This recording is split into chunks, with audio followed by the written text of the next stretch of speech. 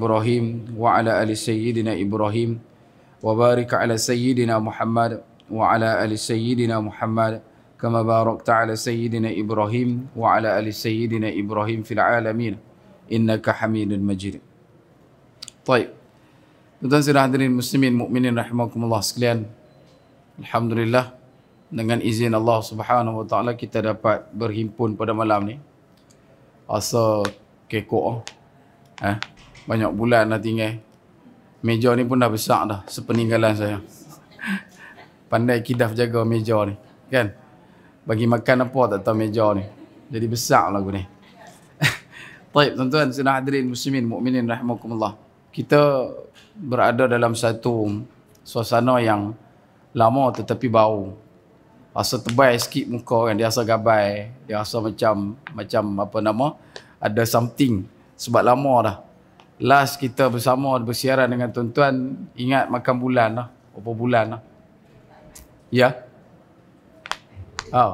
Hujung bulan lepas dalam apa online.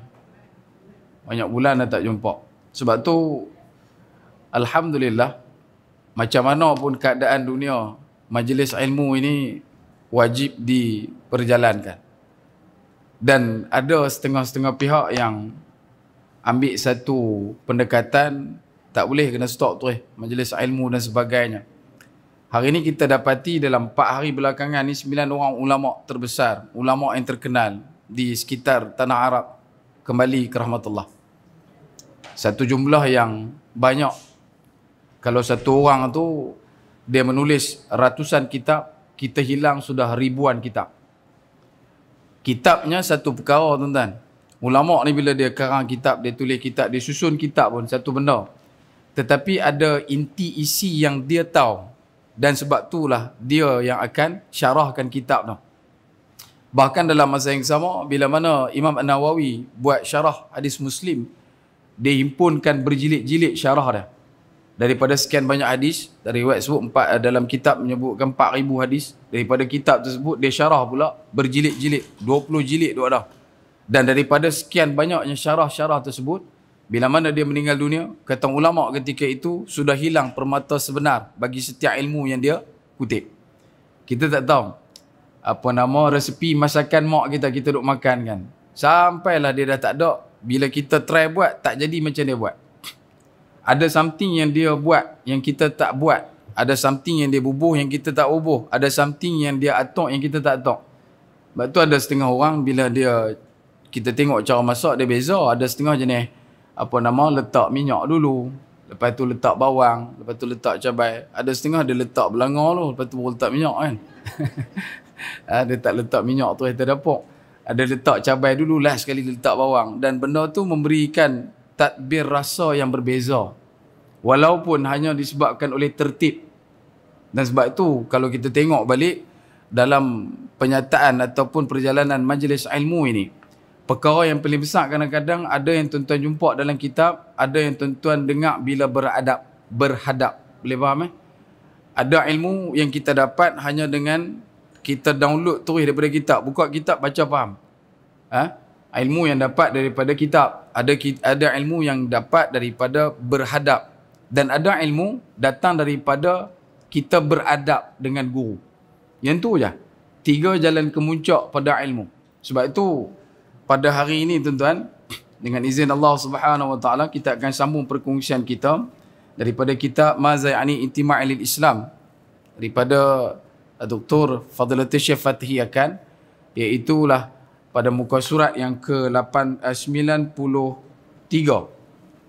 Kalau ikut dalam catatan saya yang terakhir, last pada kelas online itu, kalau kitab Pustaka Fajar, muka surat 79.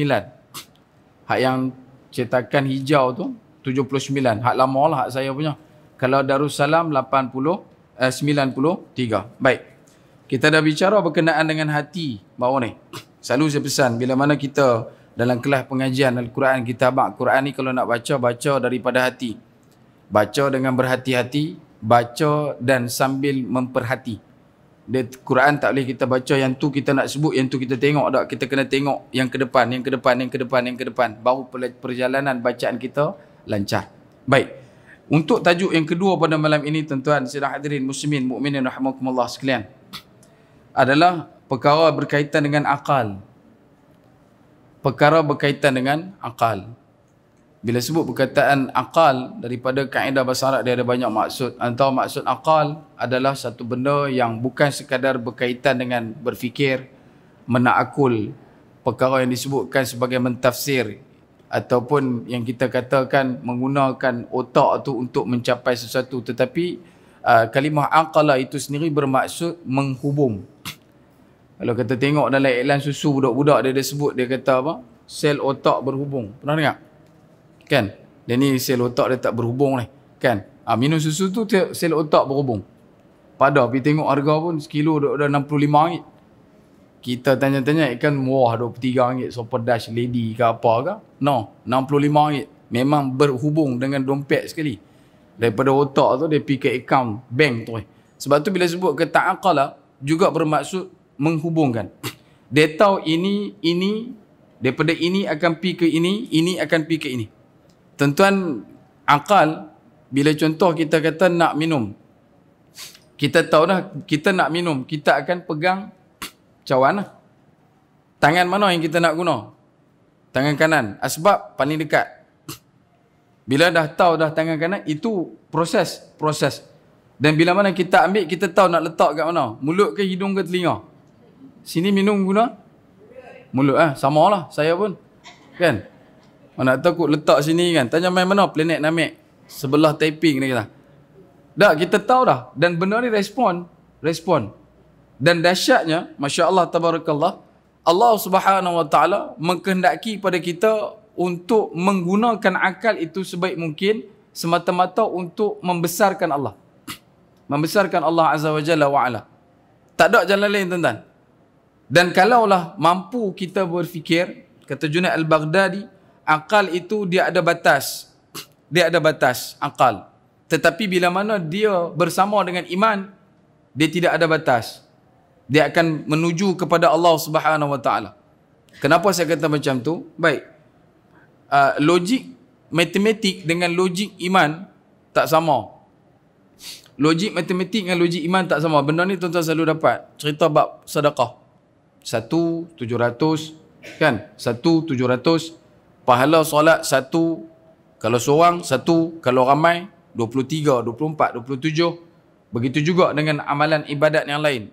Logika dia tak sampai. Logika dia tu tak masuk. Tak relevan pun. Tetapi bila main dengan iman, semua benda tu menjadi satu perkara yang dibenarkan daripada iman. Kalau tengok balik dalam perang Badar, 313 lawannya 1,000. Seorang nak kena pegang berapa? Kalau dikepungnya dalam keadaan matematik logik ataupun perkiraan logik akal semata-mata, tak. Bahkan guru saya sebut yang tu baru manusianya 1,000. Manusianya 1,000. Bagaimana pula dengan jin-jin kufar yang turut berserta dan bersama untuk menentang Nabi SAW. Dan ini yang membuatkan kita bila mana menggunakan akal pada jalan yang Allah Subhanahu Wa Taala redha, maka akal kita akan berada pada tampuk kebaikan tertinggi di sisi pandang Allah Subhanahu Wa Taala. Ini yang kita nak cuba bingkaskan dan kita nak ringkaskan dalam pertemuan dengan tuan-tuan pada malam ini, insya-Allah. Disebutkan oleh Fadilatul Syekh Fatih Akan, akal akan menjadi sendi kemenangan dalam pertarungan jiwa. Sekiranya akal itu dapat melihat, mengetahui sesuatu, dapat membezakan sesuatu dan dapat menyedut ataupun mengambil sesuatu daripada ilmu yang kelak akan digunakan untuk mencapai tempat yang hampir dengan Allah. Yang ni yang disebutkan oleh Fadilatul Syekh Fatih Akan. Mengetahui kekuatan dan kebesaran Allah. Inilah yang dimaksudkan dari firman Allah Subhanahu Wa Taala, innama yakhshallah min ibadihi al-ulama. Sesungguhnya yang takut kepada Allah di antara hamba-hambanya adalah alim ulama, orang yang banyak mengetahui. Ulama ni kalau bahasa kita tertib elok dalam majlis pengajian, orang-orang yang menguasai ilmu-ilmu agama. Tapi daripada kaedah ulama adalah merujuk kepada semua. Kalau satu orang pembawa teksi, dia mengetahui semua jalan, dia pun ulama. Kalau satu tukang masak, dia boleh masak semua. Western ke, Eastern ke, apa benda ke, chicken chop, chopstick, semua dia tahu masak. Maka dia juga adalah ulama. Dia juga adalah ulama. Tetapi bila kita sebut berkenaan dengan ulama, ulama yang mana kata Allah yang terbaik? Iaitulah ulama yang sentiasa berada dalam keadaan semakin takut, semakin gerun, semakin tunduk pada Allah di dalam setiap penguasaan ilmunya. Yang ini selalu saya sebut. Baru ni ada satu orang doktor, muda lagi doktor ni, laki, masuk Islam. Dia syahadah dah, Alhamdulillah. Kemudian kita berbincang, dalam perkongsian kita tu kita berbincang. Kita beritahu dekat dia, you Islam ni, tanya dekat dia, kamu ni Islam ni berapa ribu dah kamu habis? Berapa ribu dah kamu habis untuk Islam? Dia kata tak ada, mana ada habis duit. Tak ada apa duit pun keluar. Cuma ucap kalimah syahadah saja. Tapi saya tunggu lama. Dia tunggu lama, dia kata. Sebab masa dia sambung belajar di satu negara, di luar daripada Malaysia, tahun ketiga di negara tersebut dia dah Islam. Dan lebih dahsyat, negara tu bukan negara Islam. Negara bukan negara Islam. Dia praktik amal Islam dengan kawan-kawan Islam di sana. Bukan orang Malaysia. Kemudian bila keluarga dia dapat tahu, maka dia hentikan niat dia pada masa tu. Tapi dia dah Islam dah lah. Dia dah solat dah. Dia dah puasa. Dan puasa dia dekat negara tu mencecah 19 jam. Dan dia pernah buat 1 tahun tu memang dia buat full. Kan? Dia buat full. So saya kata kamu kurang lah. Saya setiap tahun full. 19 jam bang. Kan? Nak full macam mana kalau kata muka kita ni ingat kurma tokak kali dengan kotak lah. Kan? Sekali dengan kotak-kotak dengan pelepah kurma kalau ada kita telan. Pasal 19 jam. 19 jam puasa. Sehari 24 jam. Dia kena puasa 19 jam. Baik. Bila dia balik, dia teruskan pekerjaannya. Dan dia dah bekerja. Bila dia dah bekerja, dia memeluk Islam. And then saya tanya dekat dia tu, ada berapa ribu dah habis? Dia kata tak banyak. Tak banyak duit pun habis. Cuma dia masuk Islam. Lepas tu syahadah, selesai. Baik. Saya beritahu dekat dia ada 5-6 orang doktor yang bukan di Malaysia, di luar negara, berhabis hampir ratusan ribu sebelum dibukanya hidayah Allah Subhanahu Wa Taala dalam nampak akal dan hati dia. Nak nampak hidayah Allah tu dengan akal dan juga hati tu habis beratus ribu.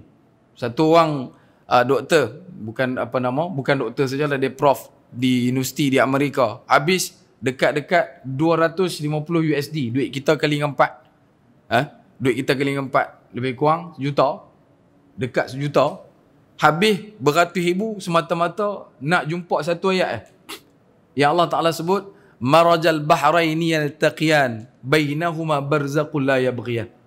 Dia nak kata jumpa ayat yang tak bertembung, ayat tak bercampur tu, ayat tak bergabung tu. Dan dia buat kajian di sungai Mississippi. Dia tahu dekat jalan sungai tu, di sungai tersebut, di muara sungai tersebut, ayat laut dan ayat sungai tak bercampur. Dan benda ni dia buat kajian, makan dekat 10 tahun. Dekat 10 tahun. Bila dia buat kajian dia tu, bila dia persembahkan kepada semua orang di universiti dia dan juga negara dia, itu adalah kajian yang terhebat pada zaman tu. Benda ni berlaku sekitar tahun 70-an. Dekat zaman tu. Zaman apa ni, di tahun tu, di waktu tu. Di negara dia, benda tu adalah penemuan terhebat.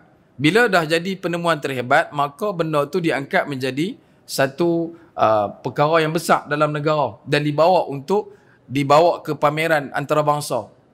Pada tahun sekitar tahun 80-an, dia bawa kajian itu ke negara Arab, Kuwait pada masa tu. Dan dia buat pembentangan. Bila dia buat pembentangan berkenaan dengan kajian dia, orang daripada Eropah ya nampak macam takjub dengan benda tu. It's awesome. Benda tu amazing. Benda tu cukup mengagumkan. Tapi orang Arab tengok kuku sambil dia duduk bentang. Orang Arab cemui. Dan dia pelik. Dia kata pasal apa? Respon hanya mai daripada orang Eropah, bukan orang Arab, bukan orang Islam lah khususnya. Maka orang Islam ditanya oleh doktor ni tadi, pasal apa hampa tak rasa terkejut pun? Dia tak nak terkejut apa benda. Kami tahu lama lah. Bila hampa tahu? Zaman Muhammad sallallahu alaihi wasallam, Quran ada, dah benda tu. Dah habaq dah. Walaupun tak dikaji lagi.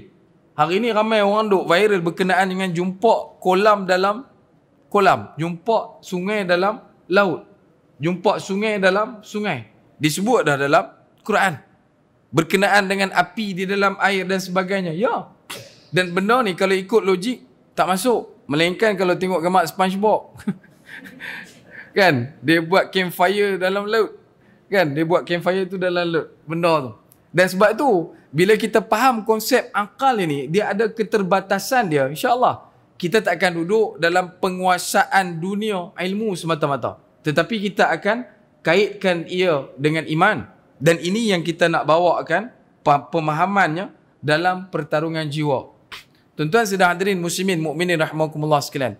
Kita masih lagi duduk dalam suasana yang orang kata apa, pandemik dan sebagainya. Tak tahu, ada yang kata dah masuk endemik. Saya pun tak tahulah endemik ke pandemik ke. Saya cuma mau tuan-tuan jangan panik kat tu je. Jangan duk panik endemik ke pandemik ke apa ke. Biar benda tu tak ada risau. Guru saya kata apa? Dia kata, hang perasan tak? Bertahun dah kita duk minta, Allahumma inna na'udzubika minal baras wal junun wal judham wa min sayyil asqam. Idfa' lana hadzal bala wa hadzal waba wa hadzal ghala wa hadzal ghala wa hadzal fasha wa hadzal fitan wa hadzal mihan. Kita minta. Ya Allah, angkatlah. Tetapi ketentuan Allah dan ketetapan Allah, innallaha ala kulli syai'in qadir. Allah kata apa? Allah nak benda ni duduk dengan kita. Sekarang ini kita dah kena usaha untuk belajar daripada duduk di tempat sabar pergi ke maqam redha. Boleh faham tak tuan-tuan? Muka macam risau. Kita duduk sabar dah. Lama dah duduk sabar. Tak boleh balik, tak boleh pergi mana-mana. Saya nak main sini pun rindu, kan? Nak jumpa meja ni, rupanya dah jadi meja lain dah. Macam-macam kita ada perancangan kita yang dah terhad, tersekat, tak mampu untuk kita buat. Banyak benda. Geng-geng kuliah kita nak main buat liputan. Liputan kuliah dan sebagainya, tak mampu. Tak boleh nak rentas daerah ataupun negeri. Kuliah saya cuma duduk di bangku di rumah saya, belakang ada tingkap kayu tu ya. Saya kira duk runah besi jendela tu ya, tiap hari kuliah. Kelas saya pun sama. Kelas saya setiap hari lah. Isnin dengan Rabu dengan saudara kita, Sabtu dan Ahad dengan saudara kita, Selasa dan Khamis dengan ada 2-3 komuniti usrah yang lain, hari Jumaat dengan beberapa kawan-kawan kita untuk buat usrah. Duduk situ ya. Sampai bersih saya punya tingkap tu. Hari-hari duk runah, tahu runah. Duk usia satu macam dia duduk runah besi tu. Tapi dalam ruang yang sama, kita nak supaya kita punya perancangan tu boleh dilakukan balik. Lama lah kita duk minta. Kita duk abang, ya Allah angkatlah wabak ni ya Allah. Angkatlah wabak ni ya Allah. Angkatlah musibah ni ya Allah. Tapi masih lagi. Adakah Allah Subhanahu Wa Taala tidak menerima ataupun tidak memakbulkan permintaan kita? Tidak. Allah makbulkan. Dan Allah nak supaya kita belajar daripada konsep sabar dalam setiap keterhadan itu menuju ke maqam yang satu lagi, nama dia redha.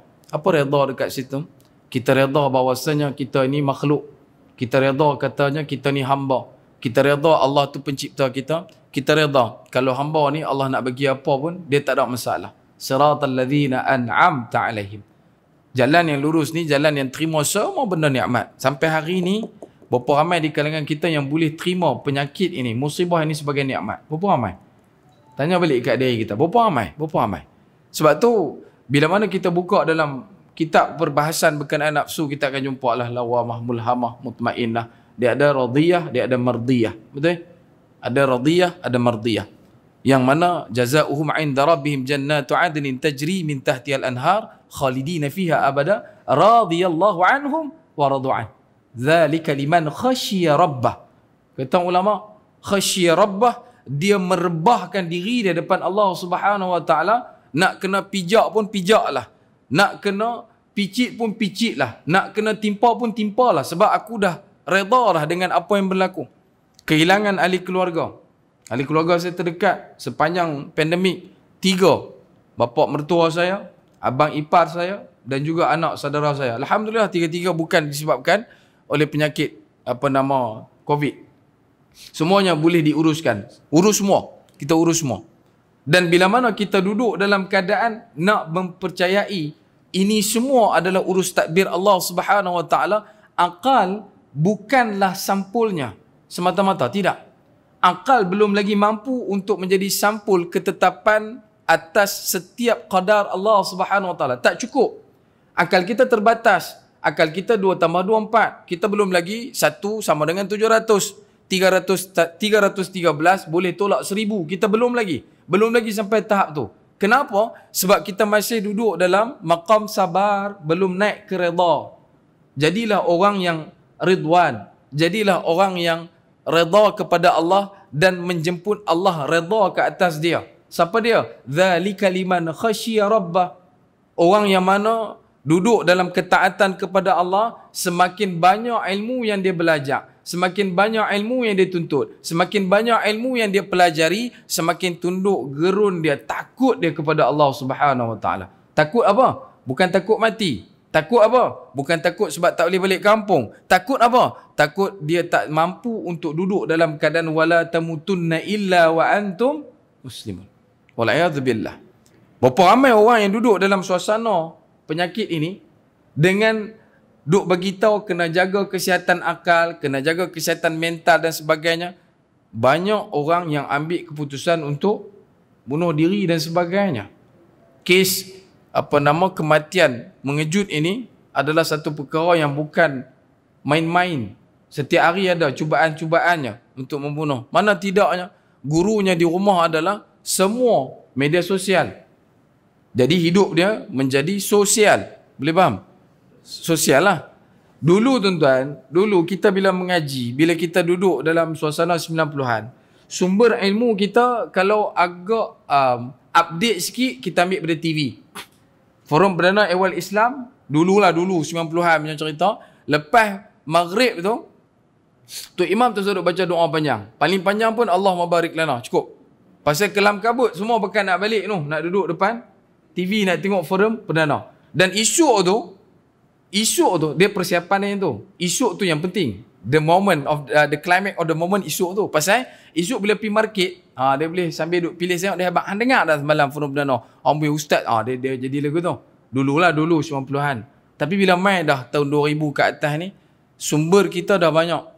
Ada yang belajar dengan 5 minute craft. Kena penipu sedia. Kan? Cara nak tanam pokok, tengok dalam video tu, dia pun pulun tanam. Kan? Sampai keluar, tak hidup-hidup pun. Duk buat macam dalam video tu. Tak tahu, buat tempat tangkap ikan. Dia ambil gambar dekat-dekat, dia buatlah guna tanah apa ke, dia kuat lubang, lepas tu nampak ikan keli duk masuk. Tuan-tuan tengoklah behind the scene dia macam mana. Lepas order 1 tong ikan keli duk belakang tu ya. Bukan kata ikan tu duk merangkak masuk. Dah. Yang ni yang kata fitan. Yang ni yang dikatakan mihan.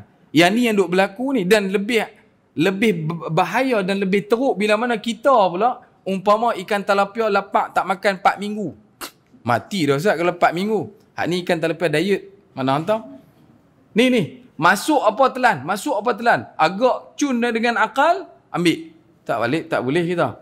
Kita bila mana nak duduk dalam keadaan innama yakhshallah min ibadihi ulama, tak boleh nak ikat pada akal. Jangan.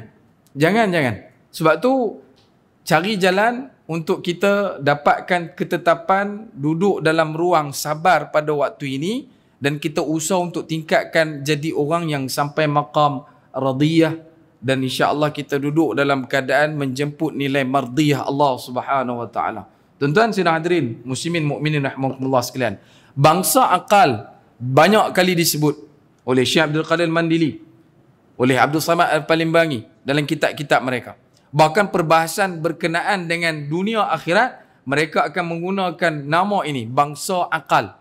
Kenapa bangsa akal? Kelompok-kelompok relevanisasi, kelompok-kelompok logik akal, kelompok-kelompok yang boleh masuk dengan fikir. Benda ni boleh fikir betul? Tak boleh fikir tak betul? Macam mana kita kalau kata membesarkan akal itu dan kita nak menerima konsep Isra' wal Mi'raj? Ya ni, perbahasan sampai hari ni tak habis. Perbahasan sampai hari ni dengan orang-orang yang terlalu skeptikal dengan segala keajaiban ini. Dan mereka menggunakan kaedah dalil simple. Dia kata Islam ini agama hujah, semua benda mesti dihujahkan. Ada, betul, saya setuju. Tetapi siapa yang nak hujahkan tu? Yang ni yang menjadi isunya. Kalau kita nak tanya tentang Islam tetapi dirujuknya kelompok orientalis, Kita nak tanya tentang Islam tapi kita ambil daripada mata kaca golongan yang tidak Islam. Kita ambil cerita Islam daripada orang yang so-so Islamnya, yang duduk dalam keadaan mengaku sebagai kami ni Islam yang moderate dan sebagainya. Ini adalah satu benda yang bahaya, tuan-tuan. Yudillu bihi katsira wa yahdi bihi katsira wa ma yudillu bihi ilal fasiqin. Ramai orang yang ambil Quran, dia dapat sesat, dia dapat petunjuk. Siapa yang dapat sesat? Orang yang tanya intipati dan juga isi Al-Quran daripada golongan fasik. Wal'iyadzubillah. Sebab tu, bila sebut berkenaan akal, dia kena jaga. Kalau akal itu sihat, tak bermaksud akal itu berada dalam kebaikan iman. Akal sihat, dia tak semestinya dia tu duduk dalam keadaan beriman. Ada satu lelaki, dia bukan Islam, duduk di Filipina. Otak dia, geliga tak geliga, dia buat sistem solar, panel solar untuk menghidupkan elektrik di seluruh kawasan setinggan rumah dia. Akal dia tu. Ada seorang budak Indonesia, budak lelaki, muda lagi. Hak ni pun saya baca 3-4 kali jugalah artikel berkenaan dengan budak ni. Dia ambil karen daripada pokok buah amra. Saya dengar, saya nak gelak kan. Tapi bila tengok, adalah. Dia punya bukan takat pokok amra je. Tuan-tuan boleh buat pada pokok-pokok lain juga. Tapi balik jangan duk try pula.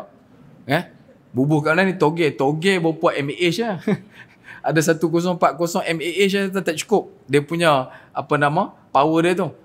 Guna akal untuk mencari penyelesaian, memberi solusi kepada masalah dalam masyarakat. Ya, bagus. Tetapi tidak semua akal itu adalah akal yang beriman. Bila mana kata akal beriman, akal beriman ini, dia akan jadi seperti mana waliullah, dia akan menjadi seperti mana golongan siddiqin, dia akan menjadi harus dan wajib jadi seperti para nabi. Macam mana jadi lagu mana tu? Depa bila mana mereka mampu memberikan penyelesaian kepada masyarakat umat, kesemua penyelesaian itu dikembalikan kepada Allah, bukan pada diri. Tetapi berbeza dengan Qarun, berbeza dengan Fir'aun, berbeza dengan kelompok kafir Quraisy. Bila mana melakukan sesuatu keputusan ketetapan, mengeluarkan masyarakat daripada permasalahan, mereka akan menominasikan, mereka akan mengkreditkan, mereka akan menyebutkan setiap kejayaan itu berasaskan akal mereka. Wal'iyadzubillah. Kerana itu kita akan jumpa dalam Al-Quran Allah Ta'ala seringkali bukan mengejek lah, tetapi memberikan satu nilai cabar untuk kita menundukkan dan menambahkan rasa gentar kepada Allah dengan kalimah afala ta'qilun, afala tatazakkarun, afala tatadabbarun. Allah Ta'ala menyatakan dalam Al-Quran berulang kali, pasal apa hampa tak fikir, pasal apa hang tak gunakan akal, kenapa hang tak ambil peringatan. Bahkan antara lain Allah Subhanahu Wa Ta'ala juga memperincikan dalam satu surah Al-Ghashiyah ayat yang ke-17 sampai ke-20. Suratul Ghashiyah ayat 17 sampai 20. Sekian banyaknya persoalan yang Allah Subhanahu Wa Ta'ala berikan. Bahkan ulama kata di antara asbab ayat ini, Al-Quran itu bukan takat perkataan yang dibaca, tetapi persoalan yang sedang bertanya. Quran itu bila kita bacakan, kita akan jumpa banyak ayat-ayat yang bertanya kepada kita dan kita kena jawab. Contoh yang popular dan mudah capai surah Tin. Alaihissallahu biahkamil hakimin? Bala wa ana ala dhalika minasyahidin. Dan kita jawab balik benda tu. Sebab tu Quran dia bukan satu saja hala, dia dua hala. Al-Quran itu bila kita baca dia dua hala. Supaya kita ni jadi orang yang ada hala tuju. Kita tak jadi orang yang tak tahuan hala. Boleh faham? Quran ni di dua hala. Bila kita baca, kebaikannya dia akan balik kat kita. Sebab persoalan tu kita akan boleh jawab. Dan jangan tinggalkan Quran. Satu hari jangan pernah tinggalkan. 2 hari apatah lagi. Kalau boleh jangan duk buat reunion. buat reunion dengan Quran. Bila nak buat tu? Hujung tahun. Ni semua jenis MA lah. Bukan MA yang belajar tu. Yang ni mangkuk ayun. Jenis tunggu 1 tahun baru nak buat reunion dengan Quran. No, Quran bukan untuk diletakkan dalam nilaian suci dalam debu. Ditinggalkan di atas almari, lepas tu biar berdebu. Lepas tu lepas habis bulan Ramadan tahun depan pula baru nak buka baca. No, setiap hari kita buka. Ada orang bila dia baca Quran, bila dia baca mula dia duk pulun baca lancak tu. Nanti bila dah lama, dia akan main nak faham ayat tu. Tak kisah tuan-tuan.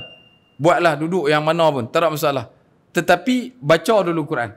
Jalan dia Quran kena baca. Sebab sifat Quran tu nama dia Al-Quran yang dibaca dan berulang kali. Ada alif nun di belakang Quran. Kalau satu qura, dia iqra satu. Tetapi kalau kata Al-Quran dibacakan berulang kali. Kalau ikut balik dulu saya beritahu Quran daripada kalimah qur. Qur maksud dia bunyi. Qur maksud dia bunyi. Lepas tu guru saya dia kata burung kalau kata bunyi banyak terkukur. Kan? Burung terkukur. So qur satu bunyi. Bila Quran dibunyikan berulang-ulang. Siapa yang nak ulang tu? Kita.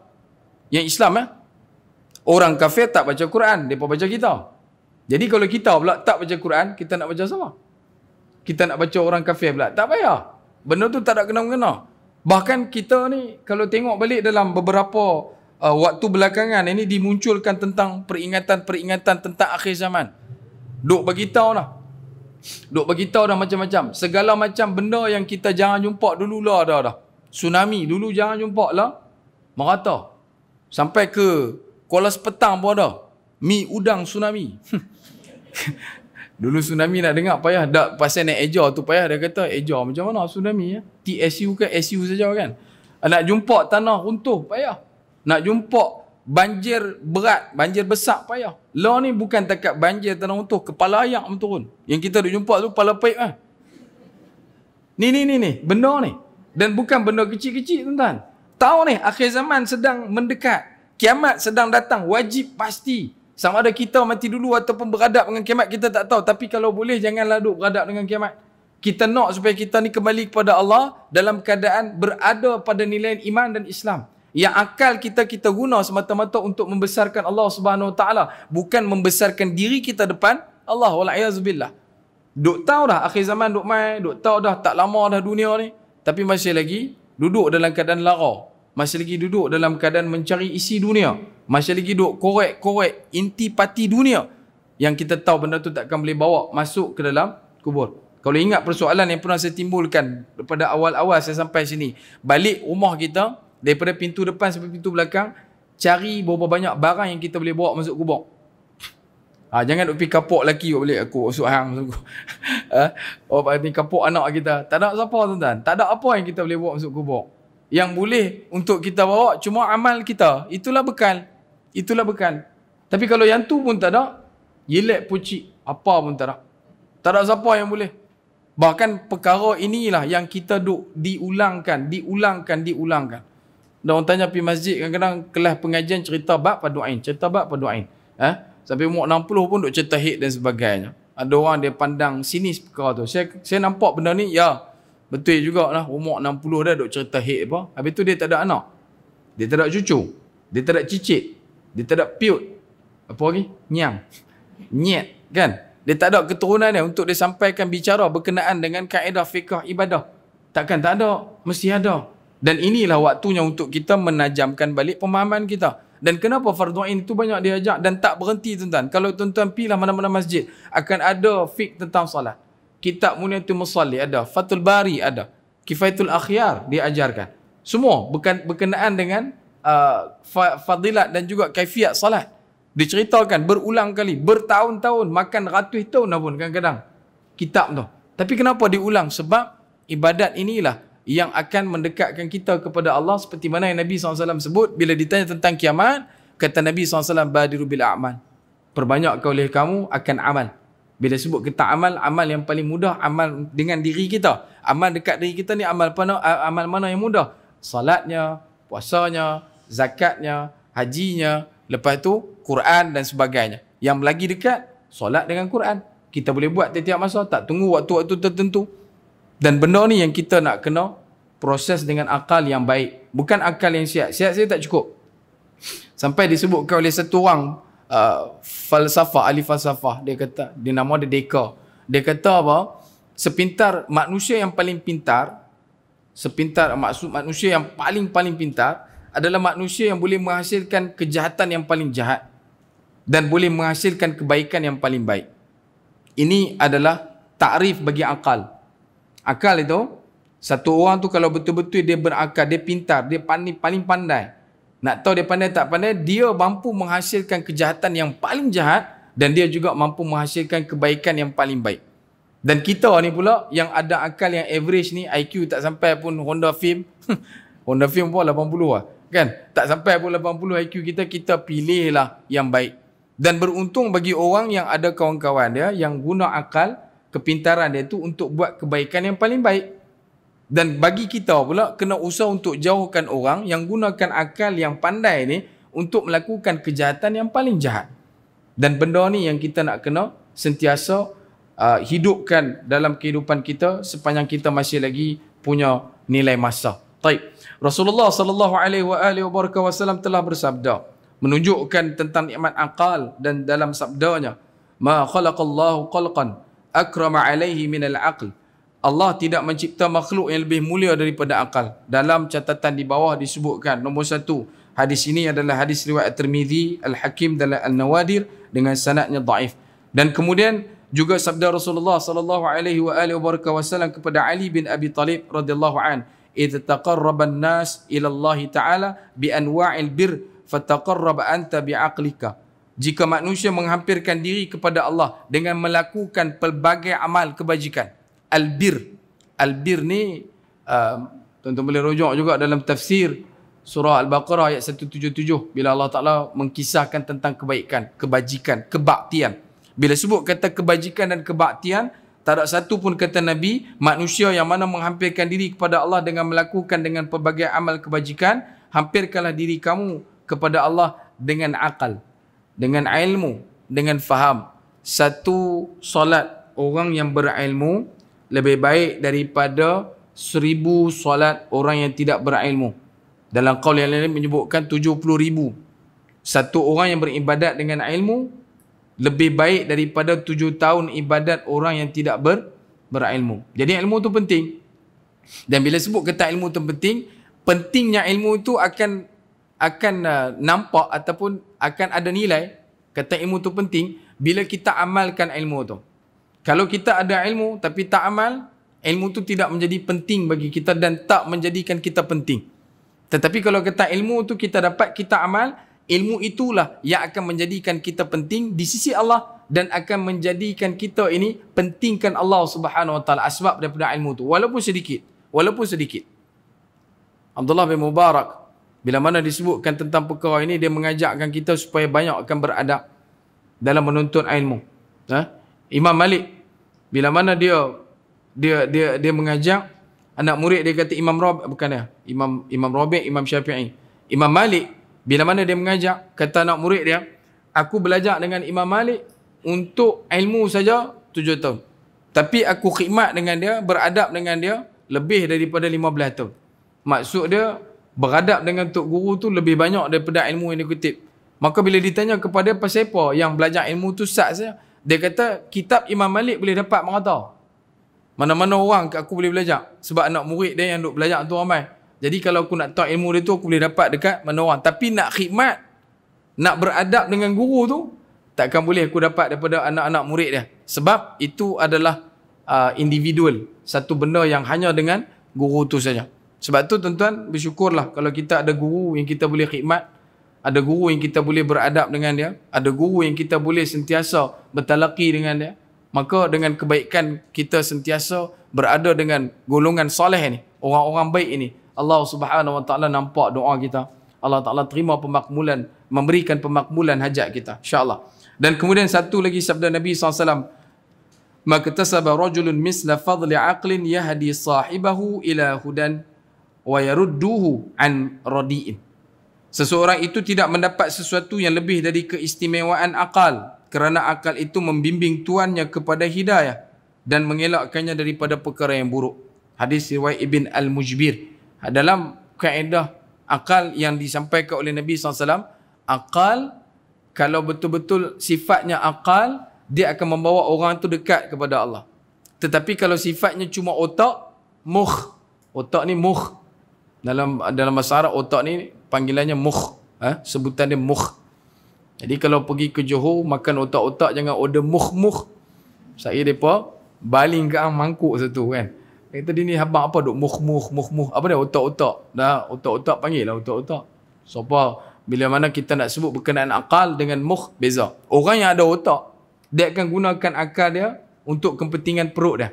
Tetapi orang yang ada akal, dia menggunakan akal yang dia ada untuk bukan kepentingan diri, bukan kepentingan manusia, tetapi kepentingan peribadatan kepada Allah, kehambaan kepada Allah Subhanahu Wa Taala. Oleh kerana itulah Islam menggalakkan ilmu. Universiti pertama di dunia orang Islam yang buat. Universiti pertama di dunia orang Islam yang buat. Begitu juga dengan kitab tentang perubatan orang Islam sampai hari ini juga masih dikaji. Qanun fi Tib daripada Imam Ibn Sina. Begitu juga dengan konsep matematik yang banyak kita jumpa, algebra dan sebagainya. Khawarizmi, Al-Biruni, Ibn Nafis, antara orang-orang yang hebat dalam mendalami ilmu. Bahkan nak buat kamera yang kita ada hari ni pun ambil daripada ilmuwan Islam yang mengkaji tentang optik mata. Bagaimana kesan daripada fokus nak mai kepada pandangan mata kita ni. Dan ini yang dikatakan sebagai golongan-golongan yang berilmu dahulu, bila mana mereka mendahului iman dulu baru akal. Takkan mungkin mereka boleh tahu macam tu saja. Dia ada bimbingan dia ada dia punya dorongan dia. Ada satu negara, lah ni dah jadi negara orang tak Islam dah.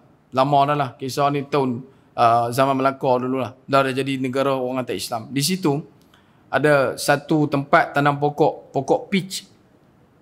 Pokok peach ni dia punya di tempat tu lah, di kawasan tu, pokok peach dia pokok yang buah dia buah yang besar-besar.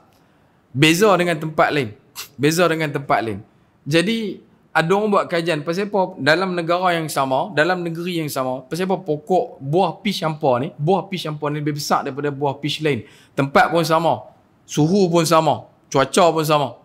Maka bila dia cek balik, rupanya di situ, di kampung tu, di kawasan tu, depa bila tanam pokok peach, dia ada buat satu upacara. Upacara dia apa dia?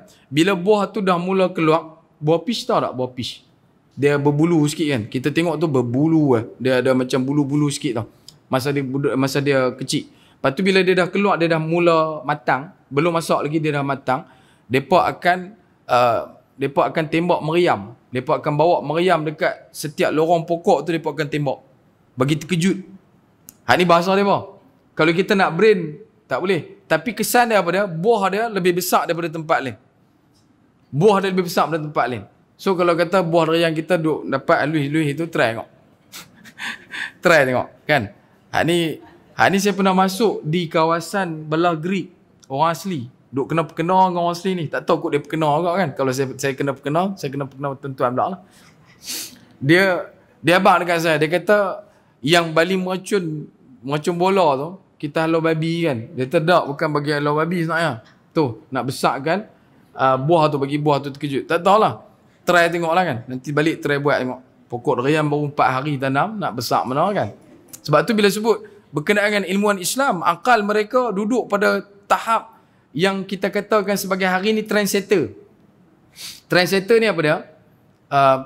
Kalau di sana buat yang tu, kita pun perlu nak buat. Lah ni trendsetter kita banyak Korea, trendsetter kita banyak Amerika, trendsetter kita banyak Jepun, trendsetter kita banyak negara-negara yang tak Islam. Tapi dulu yang jadi trendsetter, yang jadi tumpuan, yang jadi tujuan setiap fashion, makanan, pakaian ke apa ke, bahkan rumah sekalipun, mereka akan ikut trendsetter daripada orang Islam.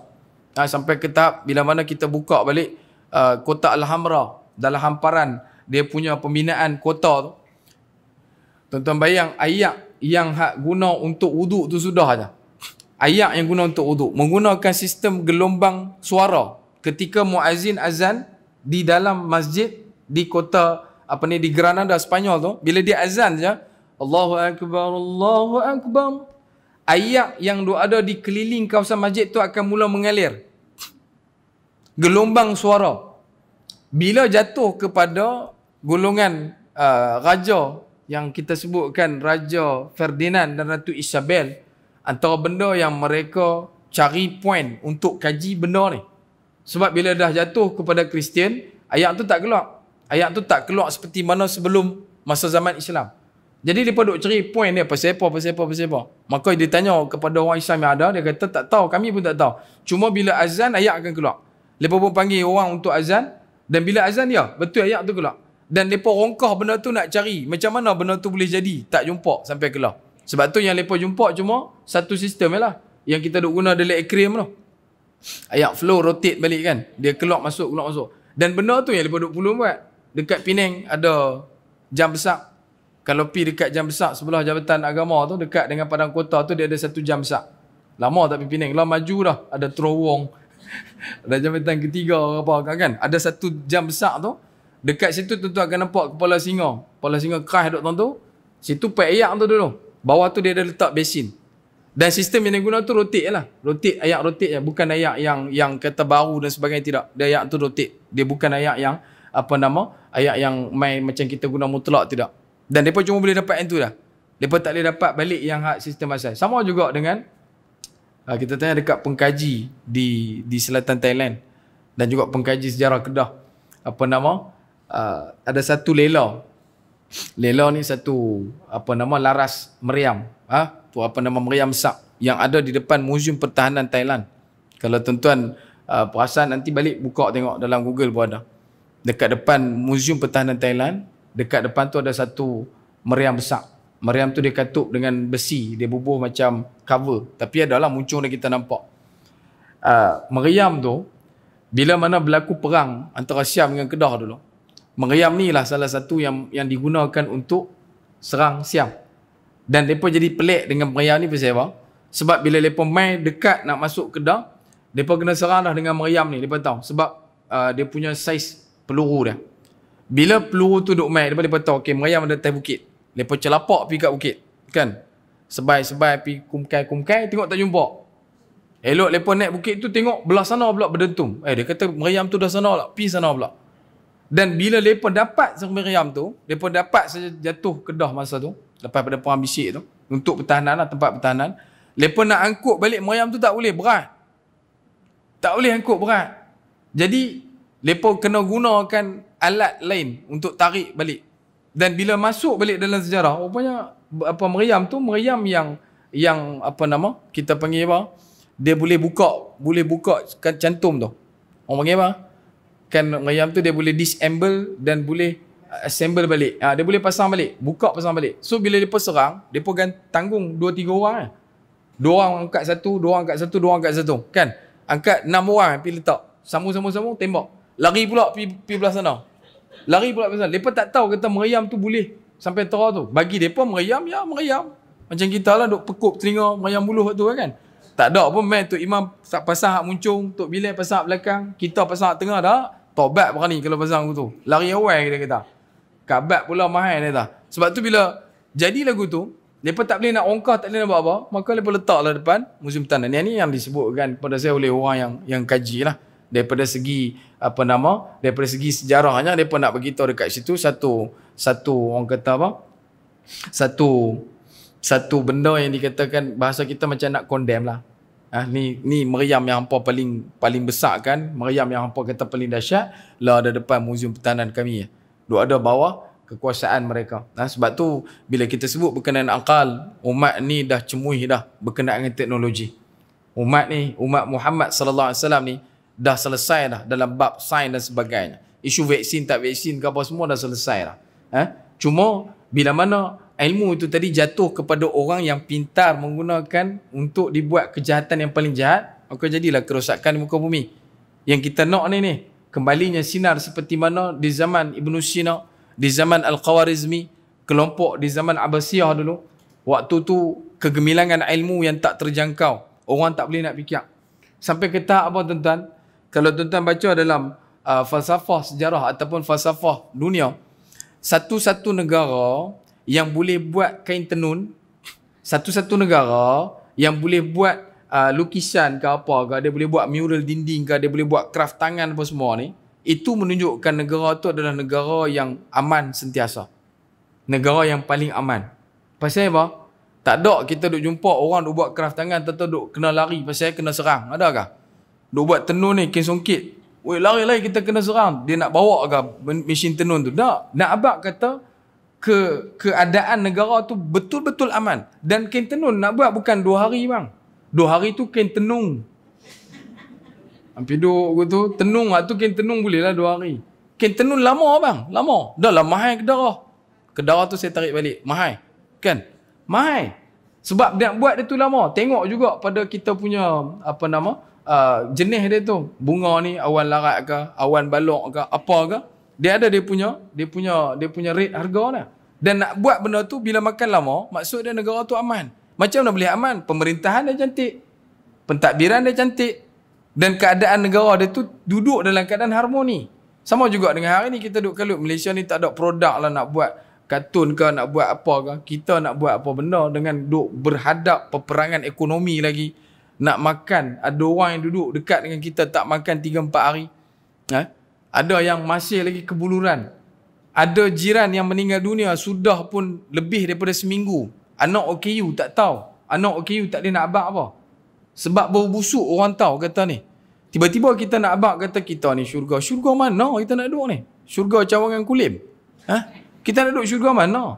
Ada jiran dalam kampung kita yang tak makan berhari-hari. Bahkan ada yang mati pun tak pernah ziarah. Ustaz lah kan pandemik. Takkan tak ada langsung jalan keluar daripada masalah tu. Paling tidak pun bertegur, bagi salam. Jangan kita duk fikir kata benda tu terlalu komplit dan konkret. Oi, benda tu tak boleh langsung. Tak, ni sampai mati setengah. Tak makan. Ada juga yang menyusu ibu yang sudah meninggal dunia. Ada. Ni dalam suasana kita hari ni, tiba-tiba kita nak duduk dalam keadaan, ya Allah aku syurga dah. Kata Nabi SAW, man amana billah wal yawmil akhir fayukrimuna jara'uh. Golongan yang mana beriman pada Allah dan juga hari kiamat, dia akan memuliakan jiran dia. Dia ambil berat tentang jiran dia. Dan yang ni yang kita duk hilang. Kenapa benda ni hilang? Sebab kita mendahului akal, bukan iman. Dan untuk yang bawah tu nanti kita akan sambung dengan tuan-tuan yang mulia insya-Allah pada pertemuan yang akan datang dalam pertemuan kita kelak insya-Allah pada bulan yang akan datang. Dan akhir kalam saya mohon maaf ambil masa tuan-tuan. Terima kasih atas perhatian. Mohon maaf atas segala kesilapan. Kalau ada kekasaran bahasa tu beri bicara terlajak kata terasa tahu mana-mana, saya minta maaf banyak daripada hujung rambut sampai hujung nyawa. Saya juga minta doa pada tuan-tuan, moga-moga Allah SWT bukakan hati orang-orang yang nak meninggalkan Islam.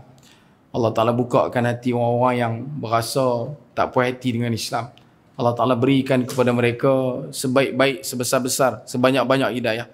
Moga-moga mereka tenggelam, mereka fana dalam hidayah Allah Subhanahu Wa Ta'ala. Amin. Mereka duduk dalam keadaan sentiasa mengingat Allah walaupun mereka belum Islam. Biar hati mereka itu bergoncang. Bila kita buat majlis pengislaman ataupun ada orang masuk Islam, antara benda yang tak mampu untuk kita tahan adalah gelojak hati dia untuk ucap kalimah syahadah. Mana-mana orang, daripada sekian banyak ribuan orang yang kita pernah duduk dalam keadaan mengislamkan mereka, bahkan mereka sendiri ceritakan pengislaman mereka, banyak daripada mereka tidak mampu untuk menahan rasa tu. Dia kata rasa tu nak abang tak tahu. Dan apa yang disampaikan oleh guru kita itu adalah hidayah. Itu yang Nabi SAW sebutkan hidayah. Hidayah yang bergoncang dalam hati dia. Dia kata lagi dia tak ucap, lagi dia tak mengucap, lagi dia tak ucap kalimah syahadah, lagi tu dia tak akan boleh release benda tu. Dan bila dia dah ucap kalimah syahadah, release, dia akan keluar dengan empangan rindu, empangan dendam dia tu, air mata berlenang. Kita tengok pun kita sebab tak tahu pasal apa. Sebab ini adalah kebesaran Allah Subhanahu Wa Ta'ala. Bukan takat kita nak cerita pengorbanan dia, tidak. Tetapi nak abang kata bila mai waktu tu tak ada siapa boleh tahan. Dan sebab tu kita rasa amat-amat sedih bila mana ada orang yang ambil jalan ataupun ambil keputusan nak meninggalkan Islam dan sebagainya. Kita rasa cukup sedih. Adakah benda tu hilang? Tidak. Sekian banyak yang kita duk buat, kebanyakannya bukan sebab Islam tu tak betul. Bukan sebab tak puas hati dengan Islam, tapi tak puas hati dengan orang Islam. Jangan kita jadi orang yang mana kalau tak mampu nak memperjuangkan Islam, jangan jadi orang yang mengkhianat, menjadi pengkhianat pada Islam. Jadi orang yang baik, jadi orang yang soleh, jadi orang yang menambahkan ketaatan pada Allah Subhanahu Wa Ta'ala. Mendoakan sahabat-sahabat, doakan saya, doakan seluruh ahli keluarga kita, doakan ibu ayah kita sentiasa. Bahkan bila sebut berkenaan dengan doa, tidak dikatakan salih. Satu orang yang meninggalkan doa, Rabbirhamhuma kama rabbayani saghira. Tidak dikatakan salih orang yang meninggalkan doa pada mak ayah. Sedendam-dendam mana pun, marah-marah mana pun dekat mak ayah. Sebab mak ayah itulah kita mampu mengenal Allah. Sebab mak ayah itulah kita mampu mengenal baginda Nabi SAW. Setiap satu hirupan susu yang kita ambil daripada ibu kita tak akan mampu terbayar. Bahkan hela nafas pertama ketika nak melahirkan kita tak mampu untuk kita balas dengan isi dunia. Tak mampu untuk kita balas. Setiap jerih perih, turunnya keringat peluh ayahanda kita dalam mencari nafkah yang berkat, yang baik untuk diberikan makan kepada kita. Takkan mampu untuk kita ucapkan dengan terima kasih berlapik RM100. Takkan mampu untuk kita ucapkan terima kasih dengan berlapik harta dunia. Tak mampu tuan-tuan. Cukup dekat mengembalikan senyum di wajah mereka. Menjadikan kita satu orang anak yang bahagia. Menjadi orang yang diredai oleh ibu dan ayah dia. Mendapat restu hidup di dunia. Dan ingat, yang kita hidup elok hari ini berkat doa daripada ibu dan ayah kita. Berkat doa daripada datuk nenek kita. Ingatkan mereka, ingatkan diri kita supaya ingat pada mereka. Baca doa, sampaikan kebaikan kepada mereka. InsyaAllah. Moga-moga takat tu dulu perkongsian. Mohon maaf masa tuan-tuan. Kita berhenti di muka surat yang ke-95 dekat situ. Nanti kita akan sambung pada pertemuan yang akan datang. Dan dari jauh menjunjung duli, dari dekat menjunjung sembah. Mohon maaf sudi diberi kalau ada silap dan salah. Akhir kalam, sekecil-kecil ikan pasti ada isinya, sebesar-besar ikan pasti ada tulangnya. Aku liqauli hadha wastaghfirullahal azim li wa lakum wa lisairil muslimin wal muslimat wal mu'minina wal mu'minat fastaghfiruh fa yafudhal mustaghfirin. Assalamualaikum warahmatullahi taala wabarakatuh.